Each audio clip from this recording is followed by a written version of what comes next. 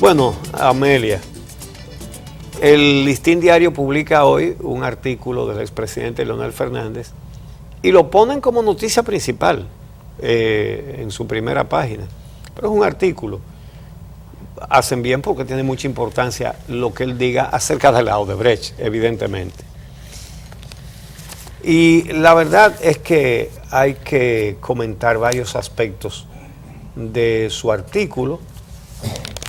Entre otras cosas, él dice que se debe juzgar tomando en cuenta la presunción de inocencia y la legalidad de las pruebas. En el artículo dice que corrupción hay en el mundo entero, en muchos países que los cita uno por uno, incluyendo los principales países de Europa, incluyendo los Estados Unidos. Recuerda que la iglesia vendía el perdón de los pecados. Oigan a dónde se va. Y dice que el PLD el gobierno del PLD o los gobiernos del PLD son los que más leyes han hecho contra la corrupción. Posiblemente eso sea verdad. Pero vamos a ver los detalles, ¿verdad? El artículo del doctor Leonel Fernández dice, entre otras cosas, acerca ya de la corrupción dominicana, después de hablar de toda esa corrupción que hay en el mundo entero, hasta en la Federación Internacional de Fútbol, dice él, que es verdad. A él se le escapa un detalle, ¿sí? Que hay corrupción en muchísimos países, pero en muchísimos países hay justicia. Y esa es una diferencia que no es pequeña. Dice él en su artículo: yo mismo, hace más de 20 años, cuando fui escogido por primera vez como candidato presidencial del PLD, llegué a consignar que el valor monetario de la corrupción en la República Dominicana era equivalente a cerca de 30,000 millones de pesos anuales. Pues miren, qué bien que él recuerde ese dato. 30,000 millones de pesos al año, decía él, que se llevaba la corrupción. Su gobierno lo superó por mucho. Solo Félix Bautista, según la Superintendencia de Bancos, depositó 27,000 millones. ¿Entiende la comparación? La corrupción, decía él entonces, se llevaba 30,000 millones de pesos al año. Y uno de sus hombres depositó 27,000. Uno. Demostrado por la Procuraduría General de la República. No estamos hablando de una versión ni de un comentario que dicen en las esquinas. No. Un expediente que fue rechazado, que fue resuelto con un no al lugar. Un no al lugar histórico. Deplorablemente histórico. Porque decidió ese no al lugar que con una prueba de ese tamaño no se podía juzgar al secretario de organización y hombre de confianza del doctor Leonel Fernández. Entonces, dice el doctor Leonel Fernández que ha sido el PLD, voy a citar su palabra, lo voy a leer textual. Dentro de ese marco, ha sido el PLD la organización política que desde el poder mayores contribuciones ha realizado para crear la estructura legal que haga efectiva la lucha contra la corrupción. Posiblemente tenga razón. Han aprobado muchas leyes. Han mejorado la ley de declaración de activos, de declaración de bienes. De patrimonio, jurada de patrimonio. La declaración jurada de patrimonio, como se llama ahora, correcto. Son campeones en leyes y campeones en violarlas. Parecería como que están actuando para que los historiadores de dentro de 5 o 6 siglos, los que vayan a escribir historias en base a los documentos, digan, caramba, pero cuánta transparencia hubo en estos gobiernos, mira cuántas leyes en contra de la corrupción aprobaron. El problema es que eso choca con los hechos. Entonces, dice él que fue en el artículo 46 de su Constitución, la de 2010, que por vez primera se estableció, estoy leyendo textualmente, en forma clara y precisa en un texto constitucional, la condena a toda forma de corrupción en los órganos del Estado, la obligatoriedad de la declaración jurada, la pena de degradación cívica a las personas condenadas por delitos de corrupción y la ampliación de los plazos de prescripción para su persecución. Sí, han aprobado todas esas leyes. Pero un poquito más adelante vamos a adelantar, vamos a enumerar casos enormes. Casos de corrupción no podemos enumerarlos, es imposible por la cantidad, pero vamos a mencionar varios muy puntuales que se han cometido con estas leyes vigentes. Lo que pasa es que una ley, como decía Balaguer, es un pedazo de papel. Se convierte en una ley operativa si hay autoridades que las apliquen. Entonces, ¿pero qué ha sucedido? Jueces que han tratado de aplicar la ley han sido sacados. Él mismo sacó a Julio Aníbal Suárez de la Suprema Corte de Justicia. ¿Por qué? Porque con el caso de la Sunlan, un préstamo tomado de una entidad bancaria privada extranjera de 130 millones de dólares, lo tomaron sin pasar por el Congreso. Una violación flagrante. Bueno, usted dirá, tenemos constitución. Mire, hicimos esta constitución. Bueno, la violaron. Y ese fue el único juez. No fue el único. Pero eso fue el juez que con más claridad dijo que ese caso había que juzgarlo en la Suprema. Lo sacaron de la Suprema. Y después modificaron la Constitución para limitarle los derechos a la gente. Cuando vieron que había un hueco, entonces modifican la Constitución para limitar el derecho del ciudadano a reclamar lo que se vio en el caso Sunlan. Para decir que usted como ciudadano no tiene derecho a llevar ante la justicia, a acusar a alguien que haya cometido un acto de corrupción. Entonces, muy oportuna esa observación. Entonces, él dice que la corrupción es universal, pero que no es solo en la República Dominicana o en América Latina y el Caribe donde existe corrupción. Sí, pero este debe ser el único país donde hay corrupción y la impunidad está garantizada. Y está garantizada por una estructura a la cual él no es ajeno. Entonces, dice él que hay corrupción en Rusia, en China, en Bulgaria, en Rumanía, en Polonia, en la República Checa, en Eslovaquia, en España, en Grecia, en Alemania, en Francia, en Estados Unidos, hasta en la FIFA, que la iglesia cobraba por las indulgencias de los pecados. Entonces dice él, como podrá observarse, la corrupción está extendida por todo el planeta y es tan vieja en su práctica que resulta incluso anterior a la época de cuando la iglesia vendía el perdón de los pecados, es decir, las llamadas bulas de indulgencia, lo que provocó a tal grado la ira de Martín Lutero que terminó dando origen a la Reforma Protestante. Es decir, lo que se quiere es comenzar de que ¿qué es lo que se escandalizan de la corrupción? La ha habido siempre, la hay en todas partes, hasta la iglesia. Es decir, esténse tranquilo. ¿Qué tanto en broma? ¡Calma! Resulta que lo único nuevo que hay en esa materia en el país es que la gente se hartó. Lo dije con J y además es mayúscula, pongan la mayúscula. Lo que pasa es que aquí la gente se hartó. Y quieren convencer a la gente de que eso es normal.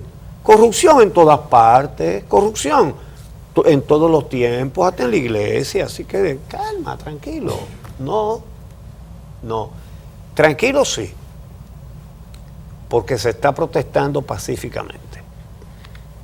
Ahora, calma, no puede haber calma, porque los precedentes le han cerrado el paso a la calma. Entonces él concluye su artículo diciendo lo siguiente.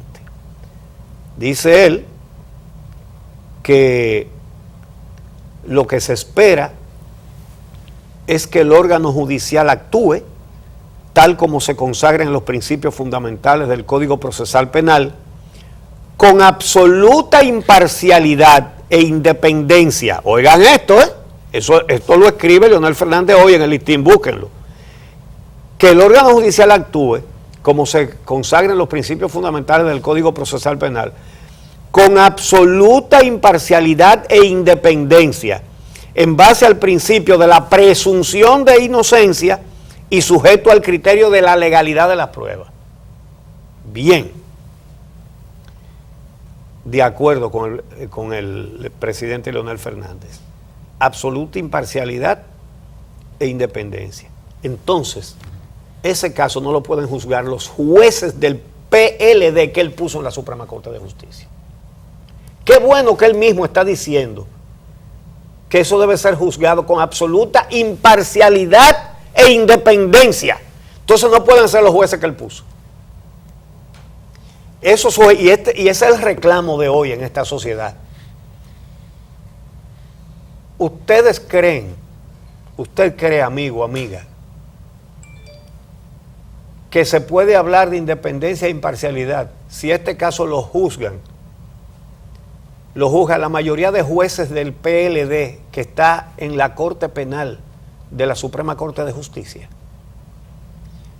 Es decir, que lo juzguen los mismos que le dieron el no al lugar a Félix Bautista, que lo juzguen los mismos que confirmaron que se le prohibiera a la fiscal del distrito investigar a Víctor Díaz Rúa. ¿Por qué motivo? Porque ella no le avisó al investigado que lo iba a investigar. Señor, y un órgano de la Suprema Corte de Justicia, de la que se supone que se deberían llevar todos los demás jueces, dice, esa investigación no se puede hacer porque a él no le avisaron. Porque aquí se ha llegado a colmos. ¿Por qué? Como se ha llegado a los colmos de la corrupción. Porque sabiendo que todos esos jueces habían sido colocados para blindar la impunidad, no había preocupación ninguna. Por eso no se cuidan. Por eso no se cuidaron. Simplemente por eso, porque se sentían garantizados. Bueno, siguen en esa Suprema Corte, siguen garantizados.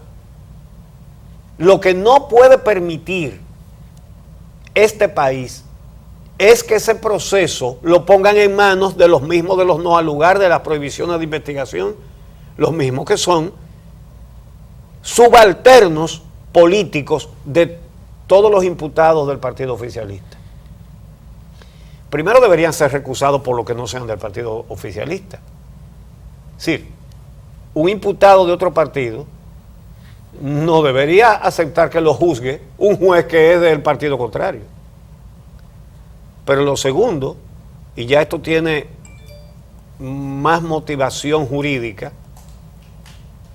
es que ya esos jueces juzgaron a Víctor Díaz Rúa y 3 de ellos avalaron la prohibición para que se le investigara y 2 votaron en contra de eso. Es decir, todos han asumido una posición con respecto a ese imputado. Y como todos van juntos, entonces no es posible que sean los mismos jueces. No es posible. Aun cuando no existiera ese hecho específico, no pueden ser. No pueden ser. Entonces, el presidente Leonel Fernández, que está reclamando que se juzguen con absoluta imparcialidad e independencia, está haciendo una buena contribución a lo que se puede esperar de ese proceso, porque eso implica que no sean los jueces que él puso ahí. Pero además, el que está reclamando el principio de la presunción de inocencia y que se haga el juicio sujeto al criterio de legalidad de las pruebas, pues entonces eso lo tienen que hacer jueces de carrera que no tengan militancia política. Eso, la sociedad dominicana no puede permitir que sean esos jueces los que juzguen este caso. No lo puede permitir, bajo ninguna circunstancia, consideración ni alegato. No se puede permitir eso. Y todos los que están marchando, ese es su reclamo hoy. Jueces independientes para el caso Odebrecht. No pueden ser esos jueces que puso el doctor Leonel Fernández ahí. No pueden ser esos, de ninguna manera. Así que, y a todos los que están pidiendo que se haga con el debido proceso, sí, tiene que ser con el debido proceso, pero he visto tanto esa expresión desde el sector oficialista en estos días, que hay que recordarles que primero deben pedir la debida administración del Estado. Así como piden el debido proceso, que reclamen y que apliquen la debida administración del Estado, que ya se ha robado demasiado. Uchi, ya va siendo hora también de que las organizaciones políticas como tal comiencen a reaccionar ante la situación que tenemos enfrente. Hoy en día están sometidos a la justicia tanto miembros del Partido de la Liberación Dominicana como del Partido Revolucionario Moderno, que ya hizo su primer pronunciamiento justo en los días en que se conocía la medida de coerción la pasada semana. Pero estamos hablando de dos de las estructuras políticas que más seguidores tienen en este país, dos de las estructuras políticas más grandes de la República Dominicana, porque el Partido Revolucionario Moderno se desprende del PRD para continuar siendo entonces la segunda fuerza política en el país.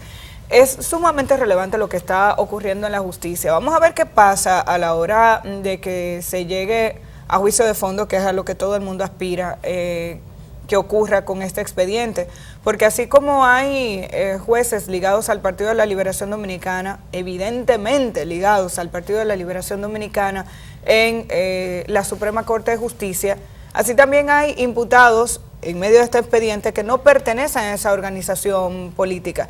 Y habría que ver cuál es su actuación a la hora de que esto llegue a un tribunal y que se asigne a los jueces que darán seguimiento a este caso. Quienes lo conocerán en el marco de lo que establece la institucionalidad en nuestro país, cuál es el juego que se va a dar ahí. Mientras tanto, en lo que tiene que ver con el Partido de la Liberación Dominicana, se habla de la posibilidad de una reunión del Comité Político para mañana para abordar este tema. Hoy en la mañana, Julio César Valentín, senador por Santiago del Partido de la Liberación Dominicana, ha anunciado una rueda de prensa para las 10 de la mañana de hoy para hablar sobre este caso. Recordemos que los 3 legisladores que están en el expediente, los 3 han dicho que están dispuestos a acudir a la justicia y han dicho que están dispuestos a que le levanten su inmunidad parlamentaria de forma tal que puedan asistir al proceso judicial como lo están haciendo los demás. De entrada han ido a las 2 audiencias y han estado presentes allí como parte de los asistentes, aun cuando todavía no forman parte directamente de este proceso. Se espera esa reunión del comité político y la población también ha llamado la atención sobre la ausencia de pronunciamientos por parte del gobierno dominicano. ¿Y del partido? Sí, aparte, porque ya dije, el PLD se reúne mañana y uno lo que espera es que a partir de ahí salga algún tipo de declaración. A diferencia de lo que ha pasado con presidentes de otras naciones, aquí se ha tratado en todo momento de desvincular al presidente Danilo Medina de todo este proceso, pese a que en otras naciones ha sido evidente que Odebrecht financió campañas políticas. Las declaraciones hechas por Temístocles Montaza a través de un comunicado la pasada semana establecen un vínculo directo entre Ángel Rondón, por lo menos, Ángel Rondón y las campañas del Partido de la Liberación Dominicana, tanto la de Leonel Fernández del 2008 como las del 2012 y 2016 de Danilo Medina. ¿Sabían o no que este dinero venía de Odebrecht? Eso tendría que demostrarse en la justicia, si además de ese aporte, que sería ilegal en caso de que venga de una empresa extranjera, se puede determinar que el aporte estaba relacionado con algún tipo de favor y que por tanto ese dinero esperaba algún tipo de compensación, porque en República Dominicana sí es cierto que el empresariado dona dinero a las campañas políticas de todas las organizaciones y de todos los partidos, y esa es parte de la lucha que tenemos que tener en nuestro país, que se apruebe una ley electoral y una ley de partidos que transparente el uso de los recursos que tienen las estructuras políticas para que se pueda saber quién da qué y por qué tiene tantos favores y tantas flexibilidades. Nada más hay que acceder ahora mismo a los documentos que se han ya dado a conocer sobre el interrogatorio de Vasconcelos, quien era el gerente de Odebrecht en el país, para que se entienda el alcance de las negociaciones y el nivel de acceso que tenía Ángel Rondón tanto al Poder Ejecutivo como al Legislativo, que Odebrecht estaba de acuerdo con no enterarse directamente de todas las personas con las que él se reunía, porque era sumamente efectivo, agilizando no solamente logrando los contratos, según él dice, sino agilizando los pagos. Y afirma que Ángel Rondón tenía vínculos en el Congreso que le permitían relacionarse con la Comisión de Hacienda, que era la que facilitaba toda la aprobación de préstamos, así como con los ministros de Hacienda que tenían que firmar finalmente los contratos según los datos de lo que dice Vasconcelos en ese interrogatorio. Pero por el otro lado está el Partido Revolucionario Moderno ahí paralizado a la espera de decidir en qué parará su proceso de transformación. Justo el lunes pasado, cuando iniciaron los allanamientos y cuando empezaron las detenciones de los involucrados, el PRM tenía convocado un congreso para hablar de su proceso de convención que está pautado para septiembre. Eso se paralizó ahí mismo porque arrestaron a su presidente, Andrés Bautista, está detenido en el día de hoy, y el Partido Revolucionario Moderno ha dejado en stand-by, ha dejado paralizado y frisado, congelado este proceso hasta ver cómo avanza lo que está ocurriendo hoy en día en la justicia. Estamos en una situación en la que uno lo que esperaría es que el sistema de partidos en República Dominicana se sacuda. Y vemos a una oposición con las llamadas fuerzas alternativas que no termina de despertar. La mayor oposición que hay en este país a lo que está ocurriendo, las voces más firmes que hay con relación a lo que está pasando, salen de la ciudadanía a través del Movimiento Verde. Y me da mucha satisfacción decir que la pasada semana tuve la oportunidad de entrevistar a varios representantes de Transparencia Internacional o de otros organismos que velan por la transparencia en varios países de Latinoamérica, y no hubo uno solo que no nos mencionara cómo se le está dando seguimiento a la Marcha Verde de República Dominicana. Y en algunas naciones incluso se ve con cierto nivel de envidia el hecho del involucramiento de la gente. Yo creo que es importante decir eso porque ahora que hay 10 detenidos y 14 involucrados en este expediente, es relevante decirle a la gente que esto no ha acabado, que a partir de ahora es cuando el trabajo realmente comienza, porque donde aquí se ha fallado no es en mencionar nombres, el fallo aquí ha estado en la justicia. Una vez se lleva a la gente a los tribunales, no llegan ni siquiera a juicio de fondo. Y el mayor trabajo que tiene que hacer la ciudadanía al día de hoy es precisamente en convertirse en vigilantes de este proceso, en continuar exigiendo que haya transparencia en todo lo que va a ocurrir en los tribunales al día de hoy, que haya firmeza en el planteamiento de que haya un fin de la impunidad en la República Dominicana y que la participación ciudadana es relevante para que eso ocurra en nuestro país, que no ha terminado este proceso, que esto apenas comienza. Ahora que el presidente Fernández reclama la legalidad de las pruebas y el debido proceso, hay que señalar que los sobornos fueron pagados en 4 niveles. Primero, se pagaba sobornos para negociar los contratos. Segundo, se pagaba sobornos para aprobar el financiamiento de los contratos. Tercero, se pagaba sobornos para conseguir el pronto pago de los contratos. Y cuarto, se financiaban las campañas electorales.